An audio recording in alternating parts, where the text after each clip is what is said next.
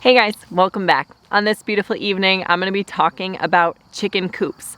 Most importantly, I'm going to be discussing the 8 essential things that no one should ever forget when designing their own chicken coop. Or when buying somebody else's chicken coop too.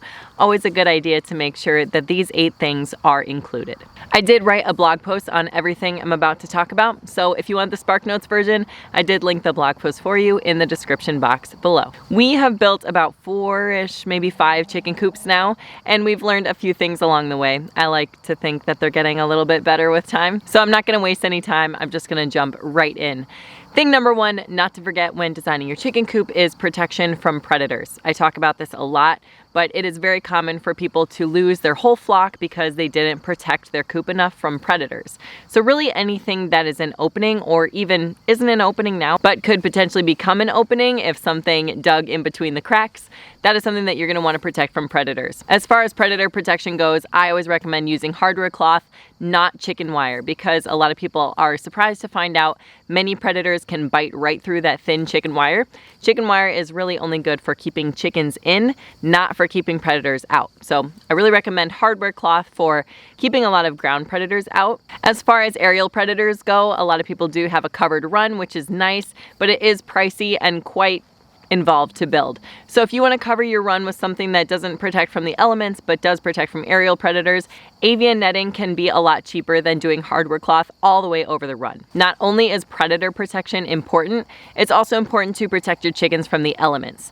Depending on where you are, this might look like a few different things. If you live in a very hot environment, especially if it's hot year-round, your protection for your chickens might just look like a roof for them, where they can get away from the sun, they can sit in the shade, and something that, if it's big enough, could protect them from precipitation. However, for most of us, we're not really that lucky. We have to protect our chickens from various kinds of precipitation, whether it be snow or rain.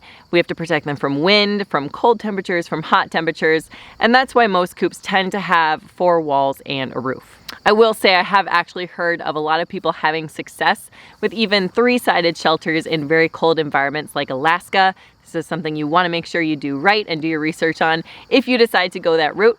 But it's because there's a lot of airflow in those shelters, which I will go into in a second. But number 1 is just protection. Protection from the elements and protection from predators. If you check the protection box, number 2 thing you'll want to include in your chicken coop is some roosts. Now, there is a lot of debate in the chicken world, like many things, what the best kind of roost is for chickens. A lot of people believe it's 2x4, something with kind of a flat surface. The reason is because they can kind of rest with their feet flat and their toes facing forward, and then they can bring their feathers down over their toes to keep their toes warm. However, a lot of people are also moving in the direction of kind of natural type roosts, so it doesn't have to be a 2x4. It can also be branches with a lot of squiggles in them, different textures, some bark, maybe some smoother branches, and a lot of people do believe that's actually better for the chickens and the chickens' feet than just one kind of roost. So depending on what you have available, you might want to go one of 2 directions. Number 3, like I mentioned before, do not forget to have ventilation in your coop. This is probably one of the more common chicken coop building mistakes that people see, is that a lot of people will try and protect their chickens from the cold by completely kind of blocking any ventilation. There's still enough airflow to usually get like oxygen in there. Most people aren't that stupid, but getting just oxygen into the coop isn't enough. It's important to have ventilation. What's best is if you can have ventilation up high in a place above where the chickens are roosting. So it will be avoiding their combs, which can get pretty tall on some chicken breeds, especially roosters. But if you can have the airflow up at the top and then the chickens kind of on the roost below that, and especially below that on the ground where they eat and hang out, if you can have that area draft free, that's a really good setup. What happens if you don't have enough ventilation is the air becomes moist, and moist cold air is very dangerous for chickens. It causes frostbite, it can cause respiratory issues, other sicknesses. So the general consensus is it is okay for the coop to get cold, but you do not want the coop to be cold and damp. Even if there's no moisture coming in the form of precipitation, or even if you're keeping the water outside of the coop, moisture will still be present because the chickens are breathing. When they exhale warm air, it's gonna create condensation, and that can really collect quite a bit. So make sure that your chicken coop has ample ventilation.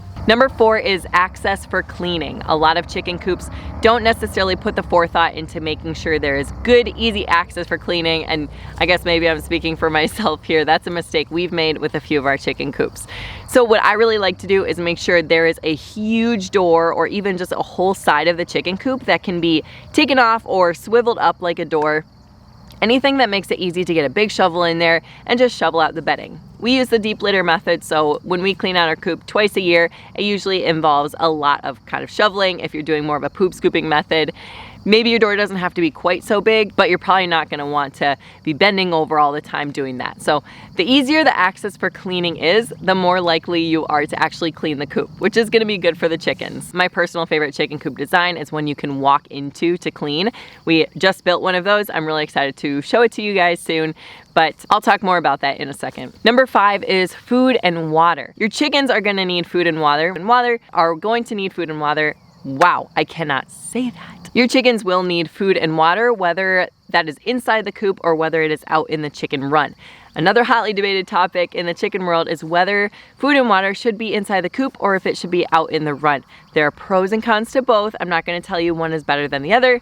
Whatever works for you and your flock is all good. Know that if you keep the food and water inside the coop, there might be a little bit more mess inside the coop, and if it's outside the coop, you really got to be on top of that schedule, letting them in and out, and you're probably going to need something to cover it out there too. So just a few little considerations. I did link some of our favorite feeder and waters over time. We really like the PVC ones. They keep things nice and clean, but I'll let you look them up on your own. Number 6 is going to be in and out access for the birds. So most people don't really let their chickens in and out of the chicken coop with just a large human-sized door. Most people kind of have a chicken door.